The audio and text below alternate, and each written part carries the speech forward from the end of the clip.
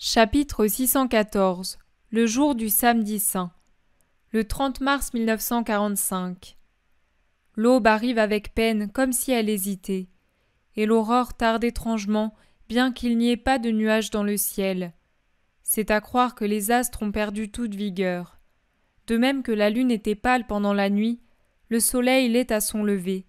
Ils sont voilés. Auraient-ils pleuré, eux aussi, pour avoir cet aspect embué, comme les yeux des bons qui ont pleuré et qui pleurent encore la mort du Seigneur?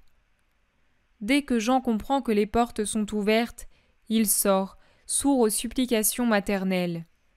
Les femmes, encore plus craintives maintenant que l'apôtre est parti lui aussi, s'enferment dans la maison. Marie, toujours dans sa chambre, les mains sur les genoux, regarde fixement par la fenêtre qui s'ouvre sur un jardin, pas très vaste mais suffisamment grand et plein de roses fleuries le long des hautes murailles et de parterres fantaisistes. Les lys, au contraire, n'ont pas encore les tiges des futures fleurs. Ils sont touffus, beaux, mais n'ont que des feuilles. Elle a beau regarder, je pense qu'elle ne voit rien d'autre que ce qui occupe sa pauvre tête fatiguée, l'agonie de son fils. Les femmes vont et viennent. Elle s'approche, la caresse, la prie de se restaurer, et à chacune de leurs entrées, c'est un flot de parfums capiteux, étourdissants qui pénètre. Marie, à chaque fois, a un léger frisson, mais rien d'autre. Pas un mot, pas un geste, rien. Elle est épuisée, elle attend, elle n'est qu'attente, elle est celle qui attend. On frappe à la porte. Les femmes courent ouvrir. Marie se retourne sur son siège sans se lever et fixe la porte entr'ouverte. Peu après, Marie-Madeleine vient trouver Marie.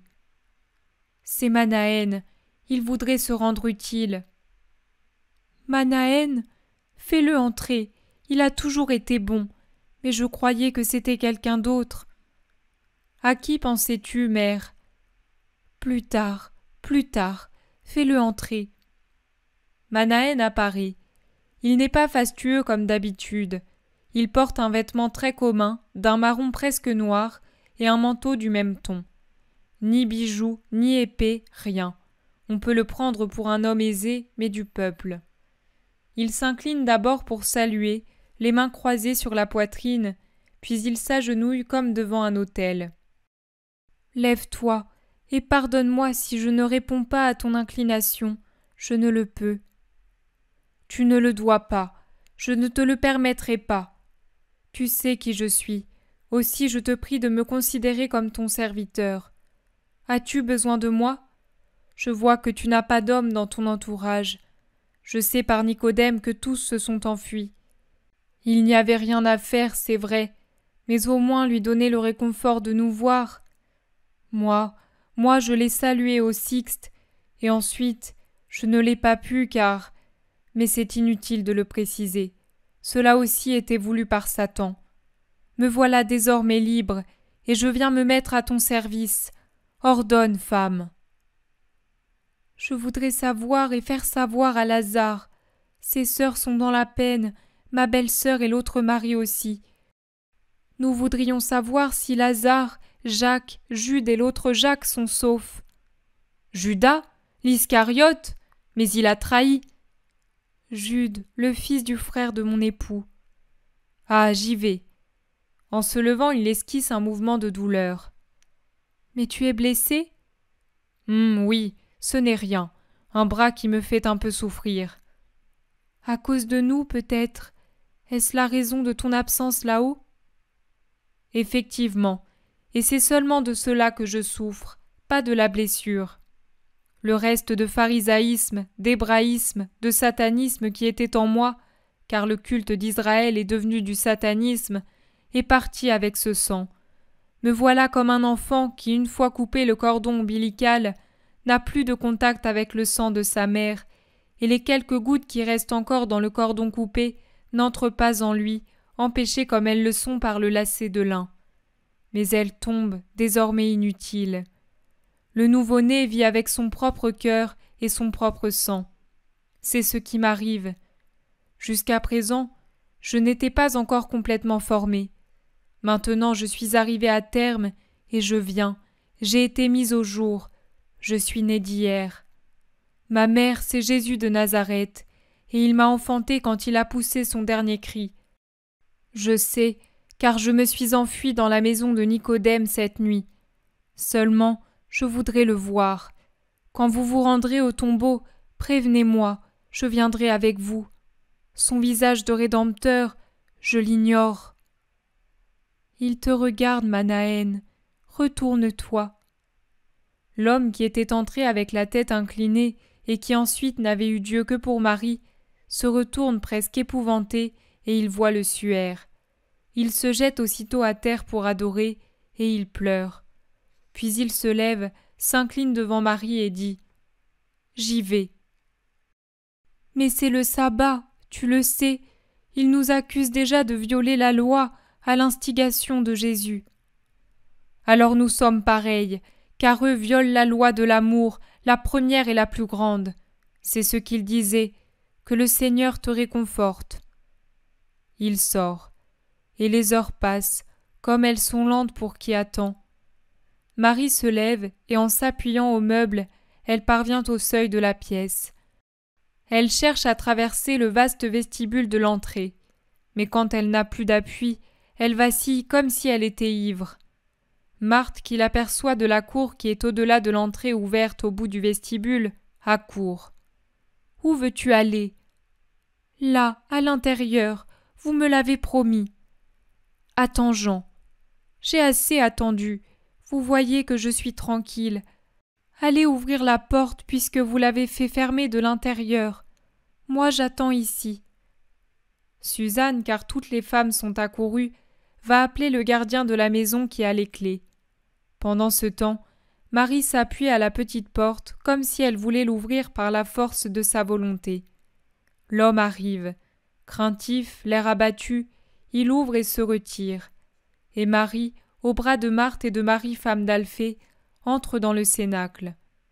Tout est resté comme à la fin de la scène. La suite des événements et l'ordre donné par Jésus ont empêché qu'on dérange quoi que ce soit. Les sièges ont seulement été remis à leur place. Et Marie, qui pourtant n'était pas venue dans le cénacle, se rend directement à la place où était assis son Jésus. On dirait qu'une main la conduit. Elle paraît somnambule, tant elle se raidit dans son effort pour y aller. Elle tourne autour du lit-siège, se glisse entre lui et la table, reste un instant debout, puis s'abat en travers de la table en éclatant en sanglots. Une fois calmée, elle s'agenouille et prie, la tête appuyée contre le bord de la table. Elle caresse la nappe, le siège, la vaisselle, le bord du grand plateau où était l'agneau, le grand couteau qui a servi à découper l'agneau, l'amphore qui se trouve devant cette place. Elle ne sait pas qu'elle touche ce que Judas a lui aussi touché, et elle reste comme hébétée, la tête appuyée sur ses bras croisés, posés sur la table. Toutes se taisent jusqu'au moment où sa belle-sœur intervient. « Viens, Marie, méfions-nous des Juifs. Voudrais-tu qu'ils entrent ici ?»« Non, non, c'est un lieu saint. Allons, aidez-moi. Vous avez bien fait de me le dire.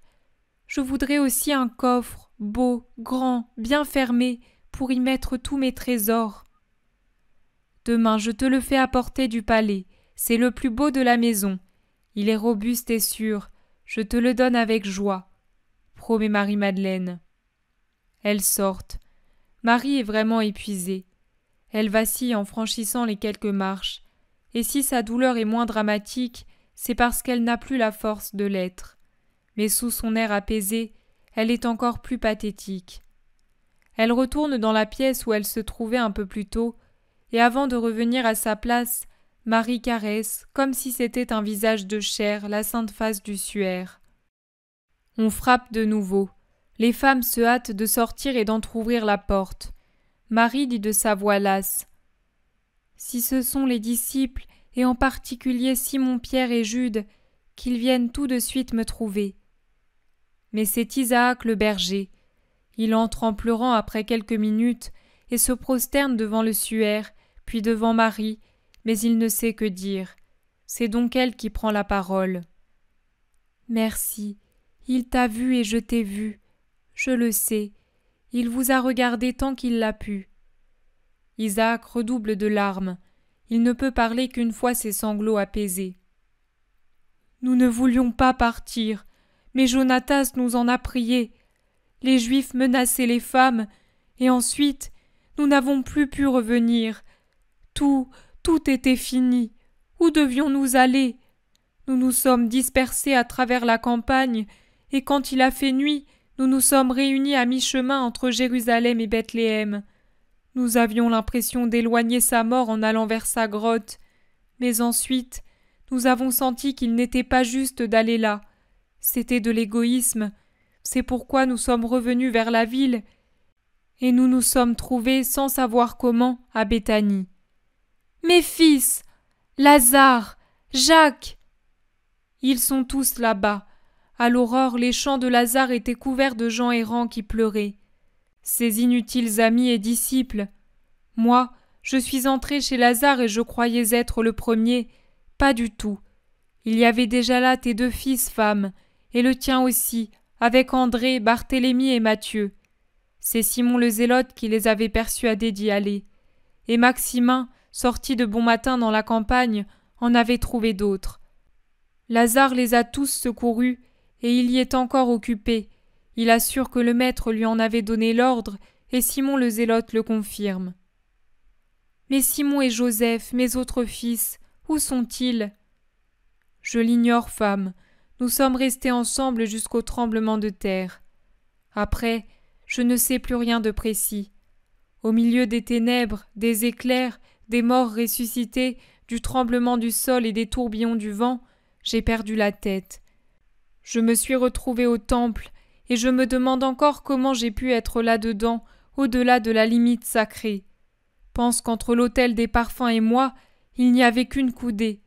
Pense que l'endroit où j'avais les pieds était réservé aux prêtres de service. Et j'ai vu le Saint des Saints. Oui, car le voile s'est déchiré de haut en bas, comme si la volonté d'un géant l'arrachait. Si on m'avait vu à l'intérieur, on m'aurait lapidé. Mais personne n'y voyait plus. Je n'ai rencontré que des spectres de morts et des spectres de vivants. Car tous ressemblaient à des fantômes à la lueur des éclairs, à la clarté des incendies, et avec la terreur sur le visage. Oh, mon Simon, mon Joseph! Qu'en est-il de Simon-Pierre, de Judas de Kériote et de Thomas et Philippe? Je ne sais pas, mère.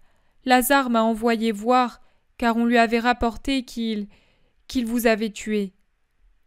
Dans ce cas, hâte-toi d'aller le tranquilliser. J'ai déjà envoyé Manaën à Béthanie. Mais vas-y, toi aussi, et dis que Jésus seul a été tué, et moi avec lui.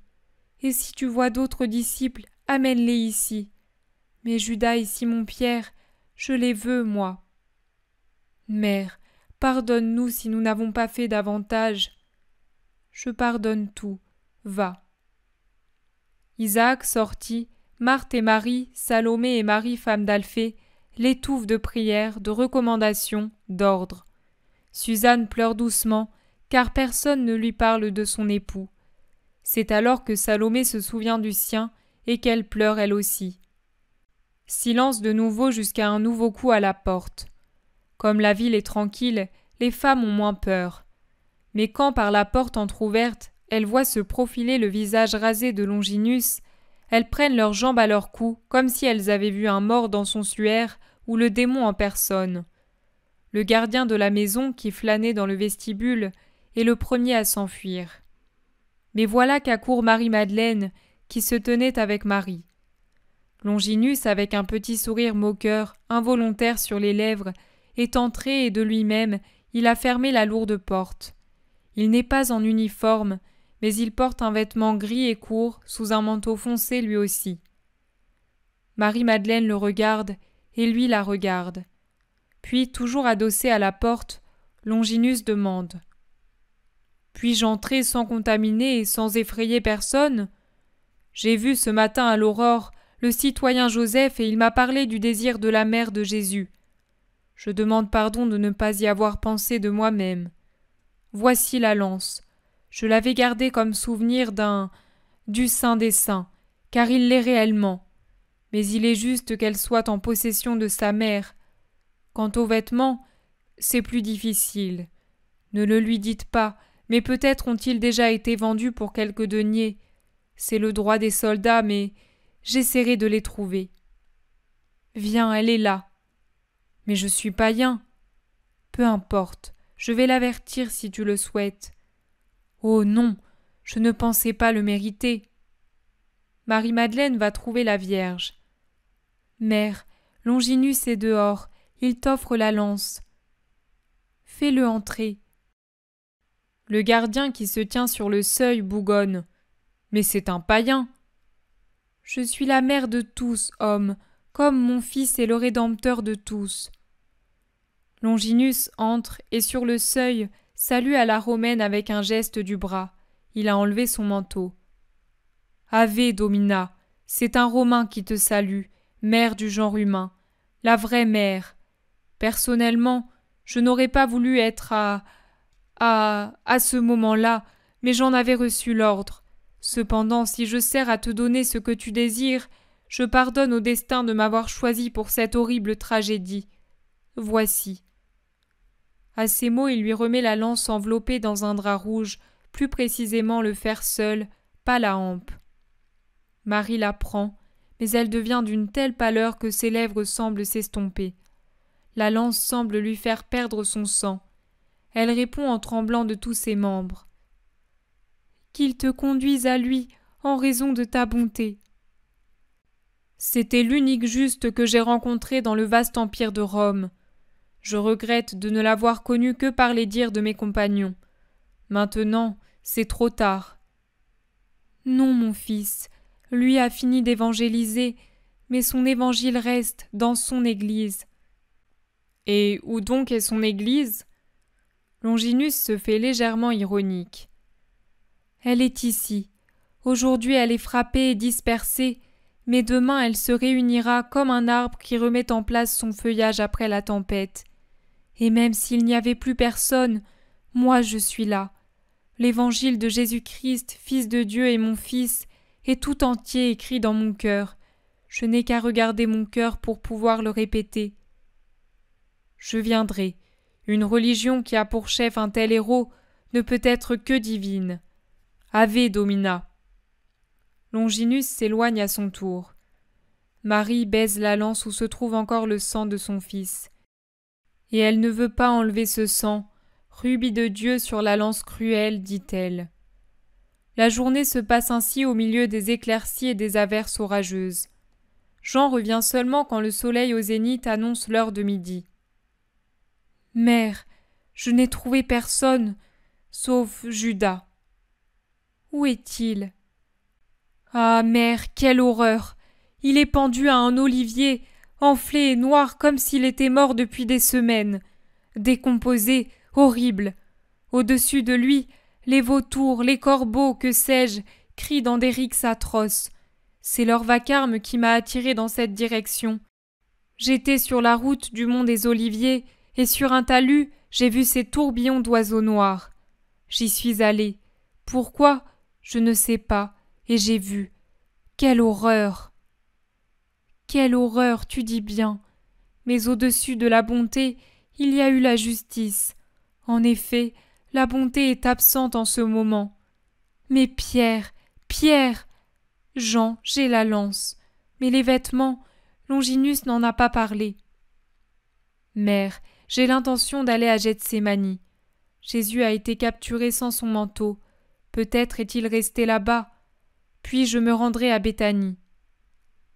Va, va, pour le manteau. Les autres sont chez Lazare. Ne va donc pas chez lui, ce n'est pas nécessaire. Reviens plutôt ici. Jean part en courant, sans même prendre de nourriture. Marie, elle aussi, reste à jeun. Les femmes ont mangé, debout, du pain et des olives, tout en travaillant à leur baume. Jeanne, femme de Couza, arrive avec Jonatas. C'est un masque de pleureuse. Dès qu'elle voit Marie, elle s'exclame. « Il m'a sauvée! Il m'a sauvée et c'est lui qui est mort! Aujourd'hui, je voudrais ne pas avoir été sauvée! » C'est la mère des douleurs qui doit consoler cet enfant guéri, mais resté d'une sensibilité morbide. Elle la console et la fortifie par ces mots. « Tu ne l'aurais pas connu et aimé, et tu ne pourrais pas le servir maintenant. Il y aura tant à faire à l'avenir, et nous devrons agir puisque tu le vois, nous sommes restés, et les hommes se sont enfuis. C'est toujours la femme qui donne la vie, pour le bien comme pour le mal.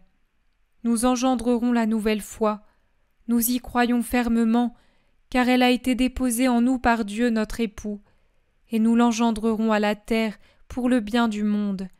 Regarde, comme il est beau, comme il sourit et mendie le saint travail que nous ferons. Jeanne, moi je t'aime, tu le sais. Ne pleure plus. Mais Jésus est mort. Il a beau ressembler encore à un vivant sur ce linge, il ne l'est plus. Qu'est le monde sans lui? Il reviendra. Va, prie, attends. Plus tu croiras, plus tôt il ressuscitera. J'en suis absolument persuadée, et cela fait ma force. Seul Dieu, Satan et moi, nous savons quels assauts sont portés contre cette foi en sa résurrection.